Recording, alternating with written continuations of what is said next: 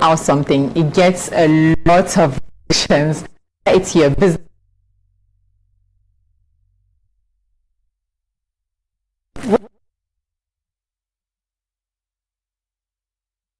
Time, considering that the Nigerian situation we've got when it comes to personnel, when it comes to managing people, when it comes to getting raw materials and all of that, it's a lot of challenge.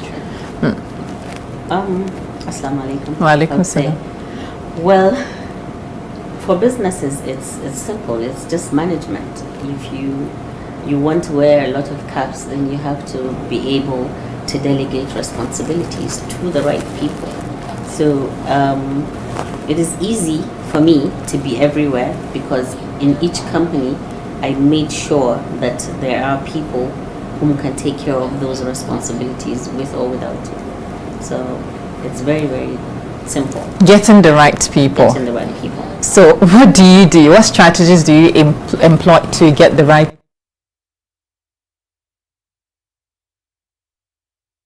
Yes, you get people that would come with a CV, you feel they know everything that you need, and when you bring them to practicals, they can't do that. So what strategy do you use in getting the right people? Honestly, when it comes to employment, I don't even look at CVs anymore. I just listen to you, maybe for just a minute. I don't like interview for a very long time. I allow you see what you can do. And then I think I've been lucky that I have like the main management of all my businesses. It's really tight. They know what they're looking at. They know what they're doing. Yes, there's a whole team behind you. Make sure that they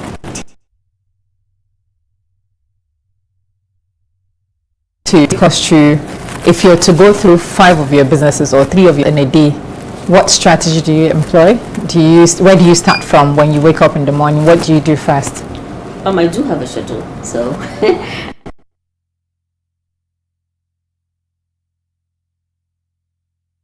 regular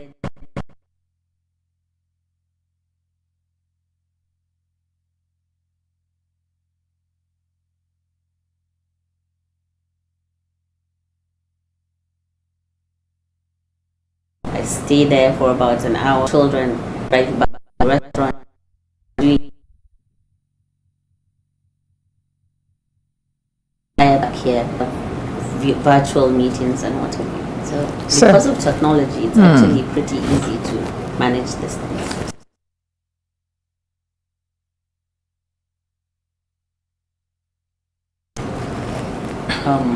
I would say what I stand for.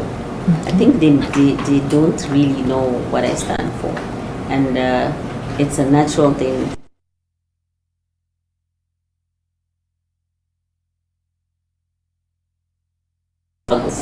Because from 2004 to date, 22 years. About 22 years. I mean, even if I'm as dumb as anything, I should have knowledge of what I'm saying. But still, I stand in a space where people see me as just a woman, and they say, "Oh, this cannot be her doing. She's fronting for somebody." I think that's a big thing in Nigeria space. Any woman doing anything remarkable, especially in northern Nigeria as well, people believe there must be somebody somewhere that is bankrolling what you're doing. So, what did ambition look like for you in the early years? Was it survival? Was it that you were ready where you were going? From 2002 to date? I would say it's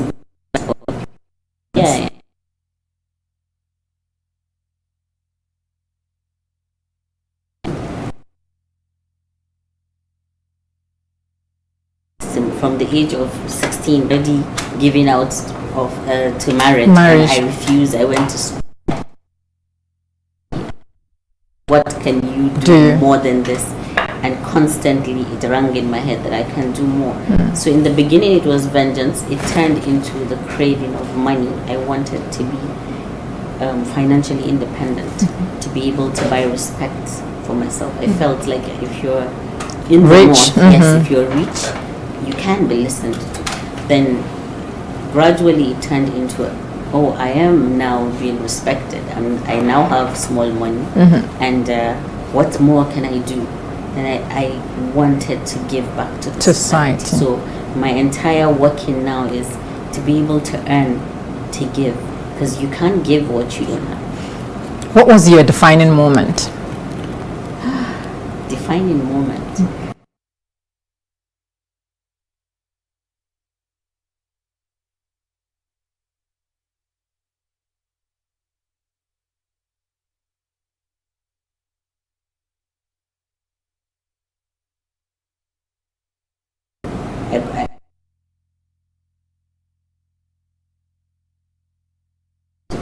Goodwill, yeah. It's a thing for us in this year as part of the world that I got married the second time. I should stay.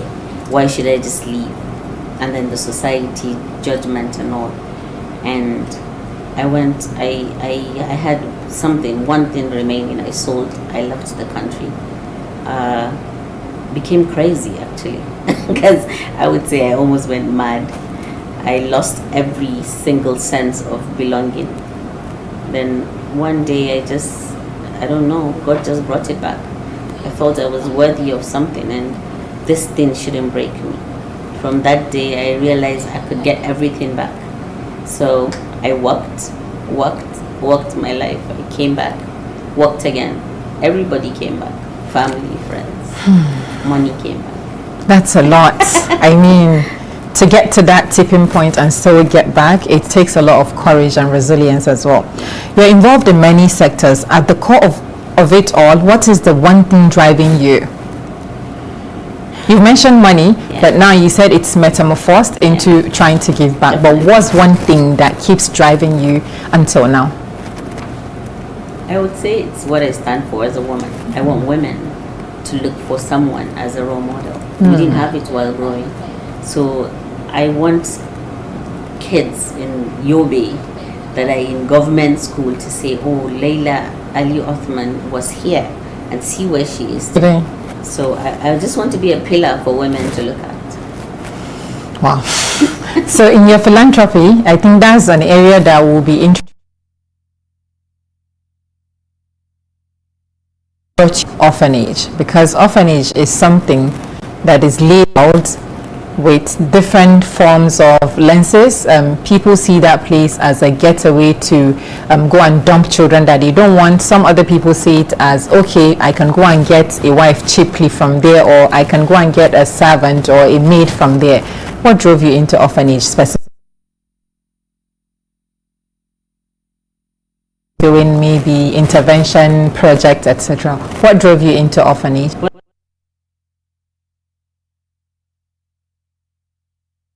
So we do, and then, but I really want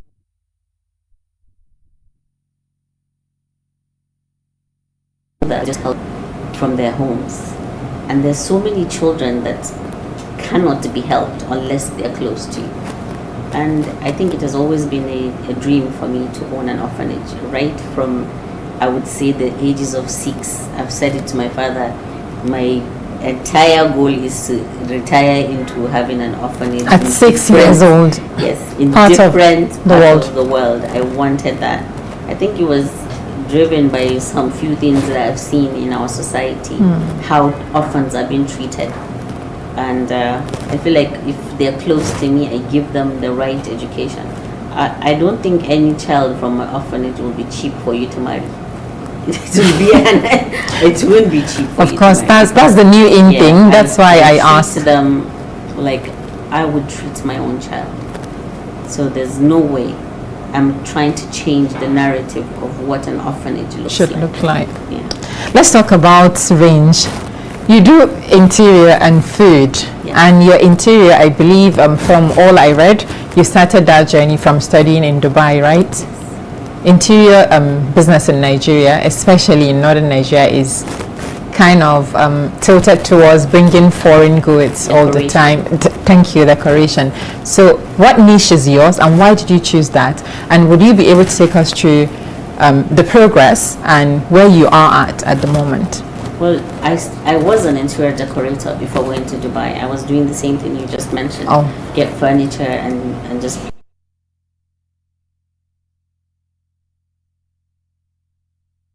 I wanted to understand.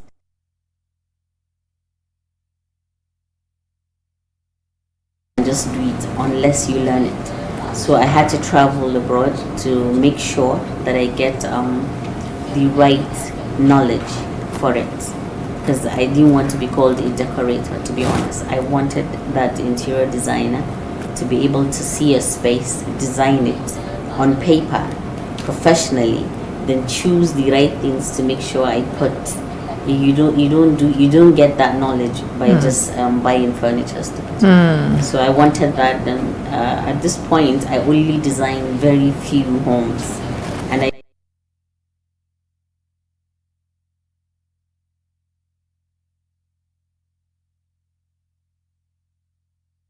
a lot of things have shadowed.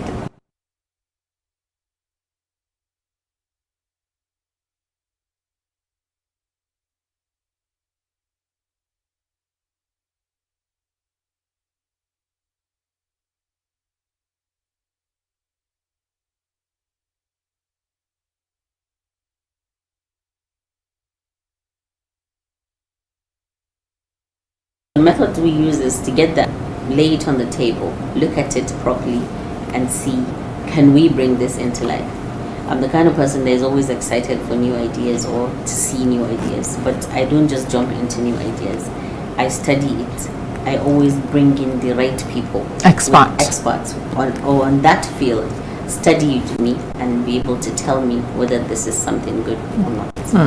So what have these multiple industries you've been in taught you about Nigerian consumers, especially in parts of the country?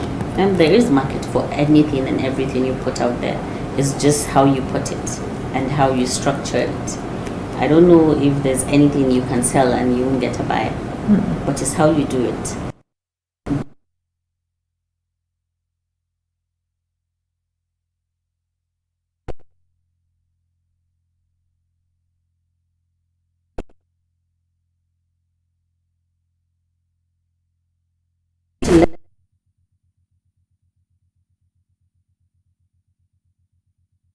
Let's jump in.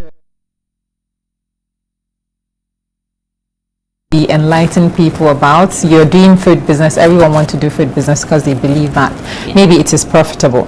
At what point did you realize that growth is not just about starting businesses but about building systems, people, and standards? I think after I opened the restaurant, that was the point when I realized it's not just about the name. It's about making sure that you do it right. It's just saying, oh, I own this, but what do you do with what you own? How do you see it? Is it something that is really is okay for you to own? So that, I think that is the point where you can distinguish. That's amazing. So success is one thing. Sorry, you can take your water if you wait.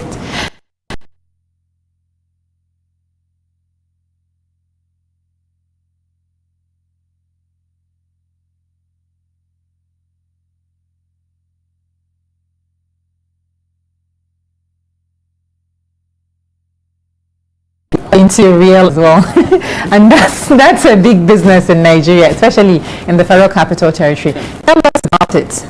Well, as an interior designer, it has always been something that could come in the lines of what I do. So I just realized every single time I walk into a space, I say, oh, I wish the architect did it better. A wider space also. So I want to create homes that are sustainable and equally fashionable. So I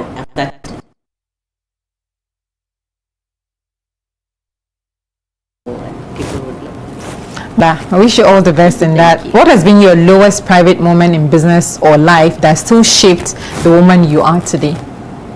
Lowest? I don't think I have that. I never get to that point where I feel low when it comes to business. I always know that failure would come. And when it comes, I take it as a lesson. I don't take it as I've never seen. And I ponder over it. I gathered a team of people.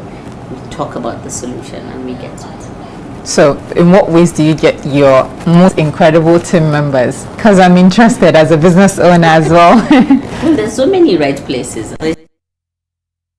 that scout for this type of people. Okay. You don't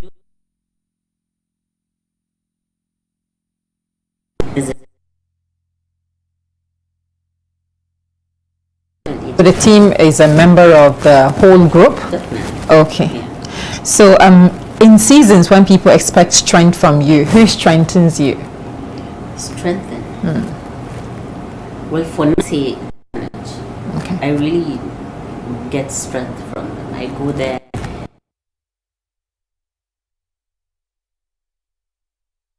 Because it's responsibility to go in there. You see them and you say, this is just for me, and I must take care of this.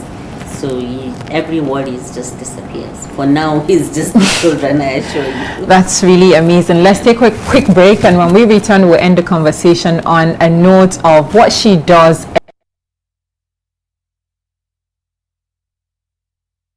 in business or stay.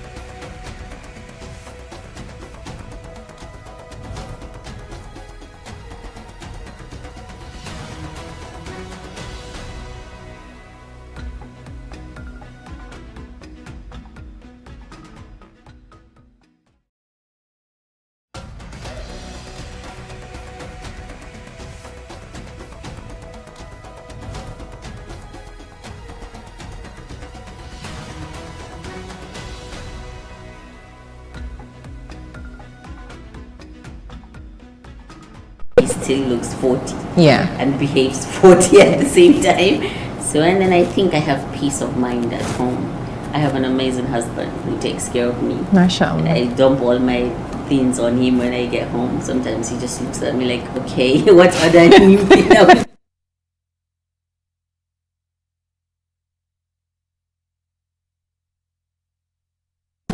first to top it.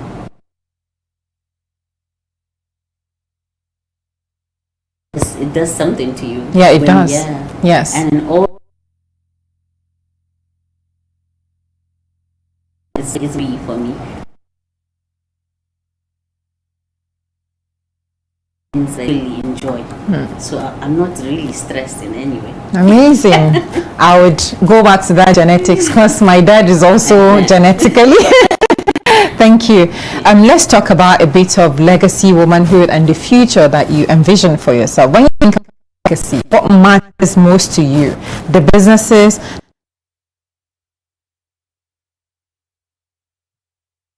aside. It's all Love like them. I want to be able to live a life where when I die, it should be, but it is something that is real. So it's everything that you just mentioned. Everything. I want to build businesses that outlive me. I want the orphanage to outlive me. I want the children I train to be something in the future. Everything, I want everything to outlive me. So what did you put in place to make sure that works? Because in Africa, generally, businesses don't last more than 2-3 generations max. Most businesses. And we're aiming to see that African businesses last 10 generations, from 7 upward.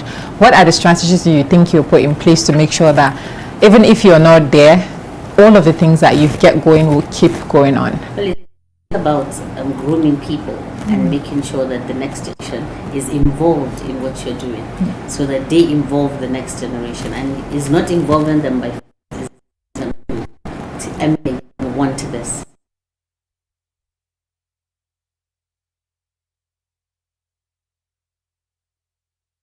And then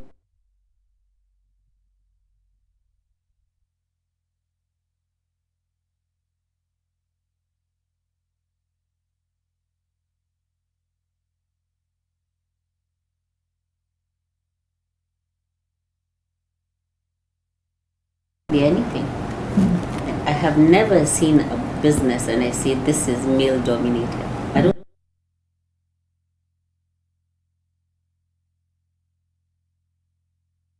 And my best shows what I. So I always say to women, why say because I'm a woman carpenter, I should be treated differently? Men don't.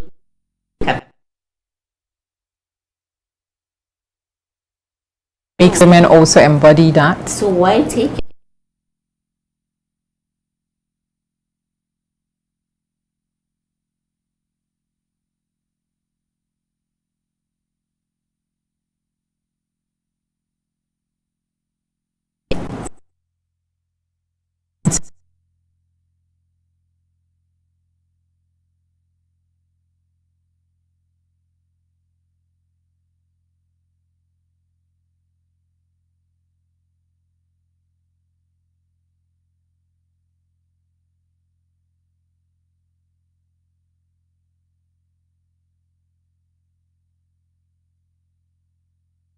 I took it by myself. Every single thing I got, I fought someone to get it. So women are afraid to fight for what is wrong. What is right? What is right? Or fight for what is wrong if it is affecting them as.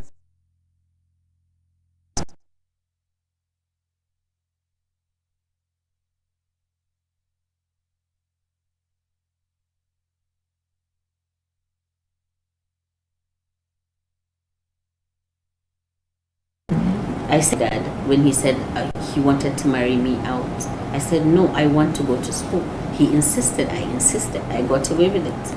I learned, I could actually get my way. I said I wanted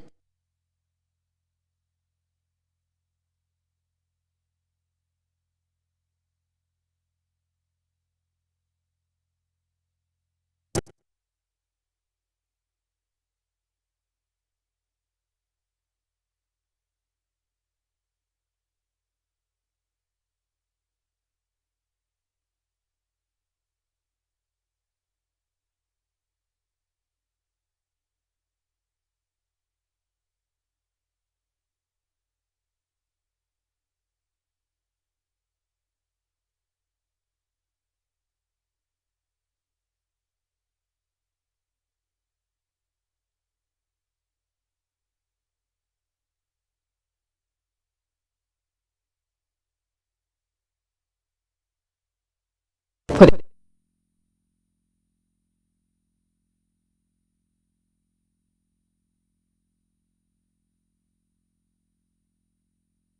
as who I am. I tell it to you, the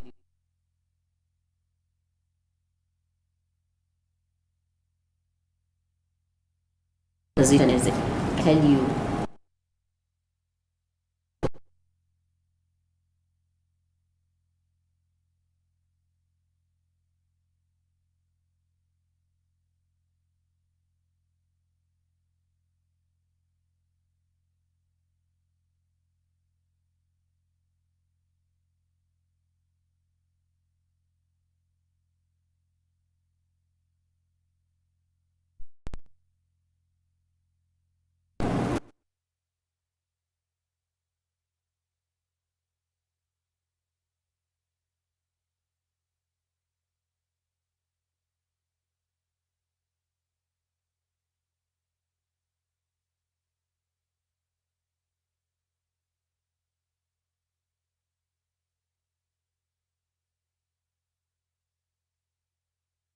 So low, I'm like, let me go and check this. What give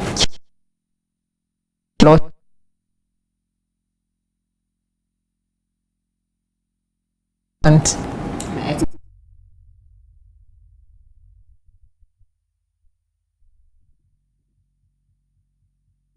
but,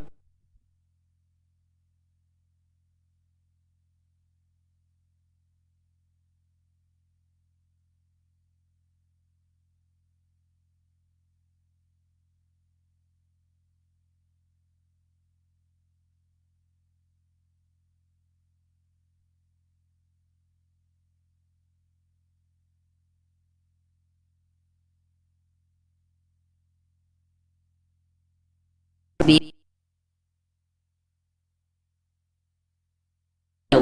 be wanting. To listen. I really want the North to be able to have a place to go to for something positive. That is what keeps me. Wow, that's amazing. So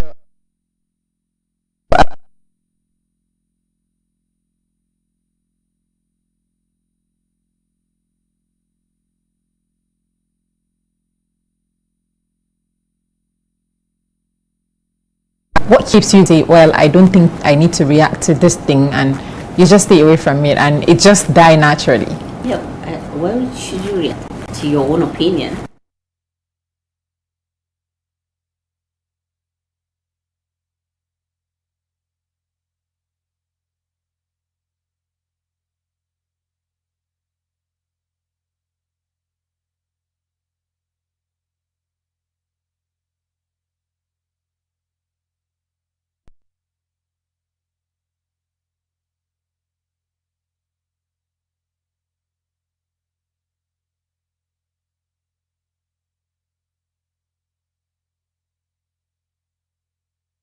And relative that would maybe make you go to the hospital, well, I would definitely laugh about it.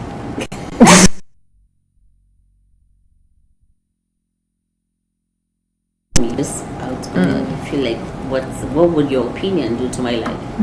And besides, what I said has nothing to do with your response to me. You're trying to hurt me by saying something that has nothing to do with the truth that I just mentioned. And the truth is painful, so people don't like it. Where do you see yourself in the next couple of years?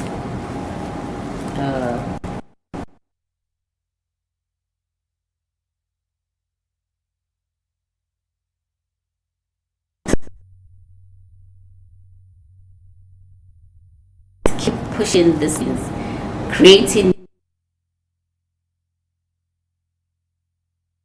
it every part of Nigeria has an oasis, inshallah. Yes. You've mentioned in the past that you would like to, just like L&N is in Abuja, Kano, it will be in Lagos, in Dubai. Where are we now? Saudi Arabia.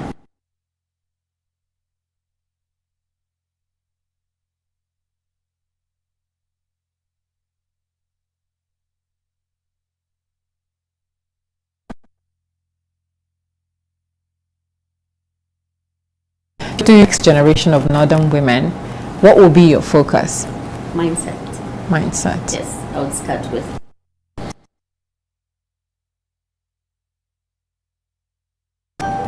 understanding who they are as a woman and what their power is, and making sure they know that they're not the same with men.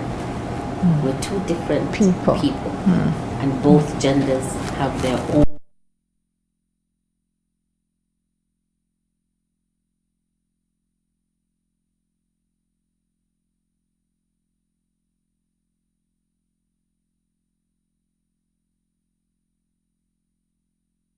to be who she can be, because we as Muslims, we know that is allowed as a Muslim woman to be what I am today, a businesswoman, a woman calling on women to do what is right and stand for what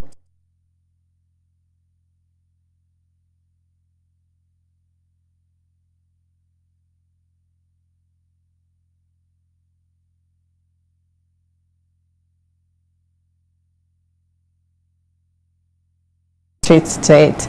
Let's start with this: builder or dreamer?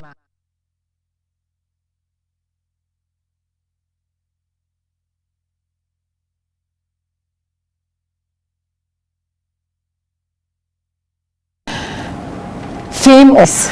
A lot of people see you as a very famous person due to people's whatever perception of you. Maybe the Layla they know some 10 years back, because the Layla I knew maybe 10 years back in 2013 when I started seeing your content will be different from the lady. So if you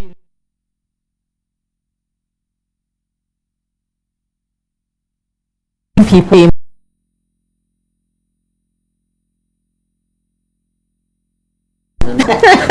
I'm not peaceful.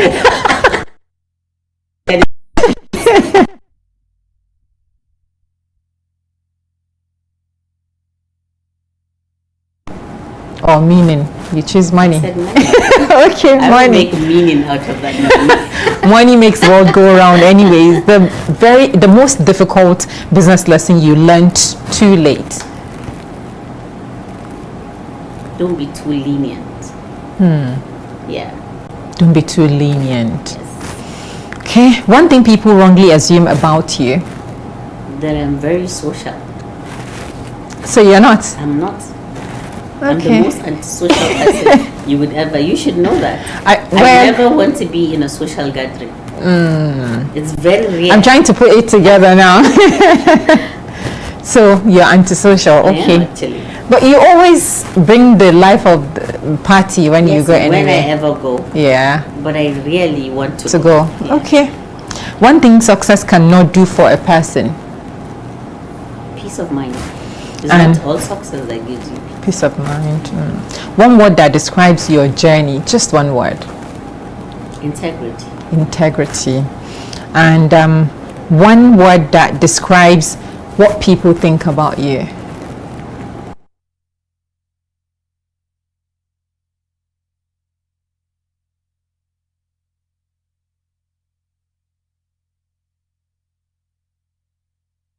I wanted to say money. Rich is what describes money. But be wealthy beyond what people. So what is left undone for Layla? What is left undone?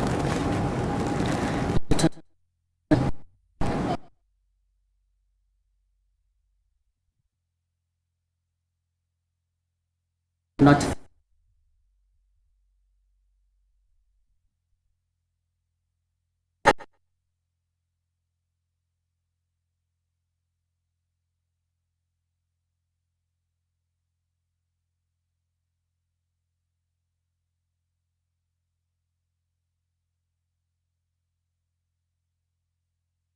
Then there are people in a way that